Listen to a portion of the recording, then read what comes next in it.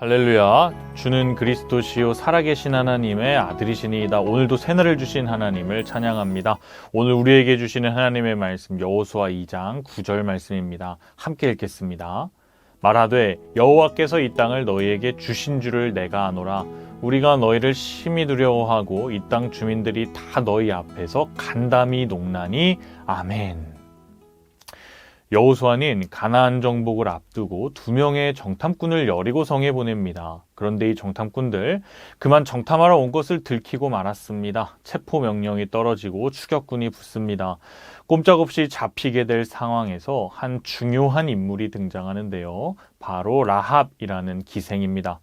라합은 자신의 집에 이스라엘 정탐꾼들을 숨겨주게 됩니다.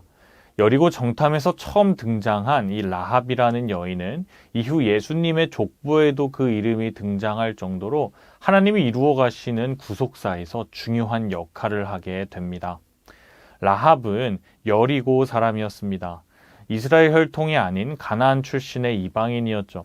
또한 그녀의 배경은 결코 유리하지 않았습니다. 사람들에게 손가락질 받는 부정한 직업을 가지고 있었습니다.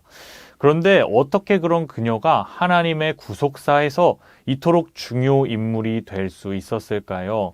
그것은 딱 하나, 라합의 믿음이었습니다. 하나님의 구원은 혈통에 달려있는 것이 아닙니다. 구원은 가문, 과거, 이미지, 사람들의 평가로 결정되지 않습니다. 구원은 믿음에서 납니다. 히브리서 11장 31절을 보면 이렇게 나옵니다.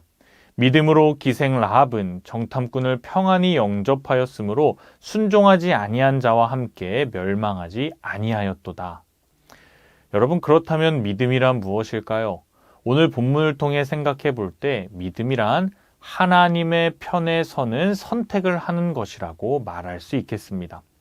스펄전 목사님께서는 신앙에는 중립지대가 없다고 말씀하셨습니다. 전쟁터에는 중립이 없습니다. 아군이 있고 적군이 있을 뿐입니다. 편을 정하지 못하고 애매하게 서 있는 사람은요, 어차피 폭탄 맞고 죽게 되어집니다. 여리고가 치열한 전쟁터였듯 우리도 치열한 영적 전쟁터에서 살아가고 있습니다. 이 전쟁터에서 중요한 건 이기는 편에 서는 것입니다. 라합은 여리고 시민이었습니다. 하지만 라합은 오늘 하나님 나라의 편에 서기로 선택합니다.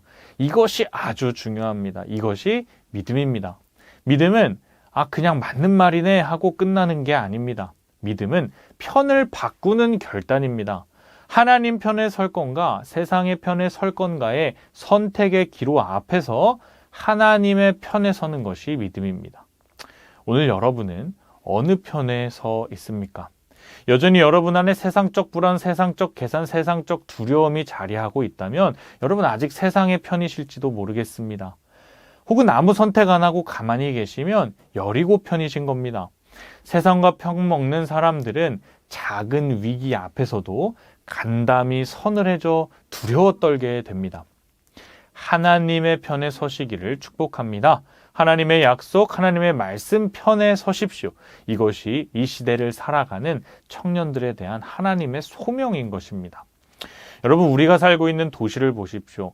모든 세상의 시민들은 세상적 가치와 방식대로 살아갑니다. 그런데 우리도 우리의 몸 자체는 이 도시를 벗어날 수가 없습니다. 우리들은 라합처럼 이 도시 안에 살아가야 하지만 하나님과 편먹은 하나님의 스파이들입니다.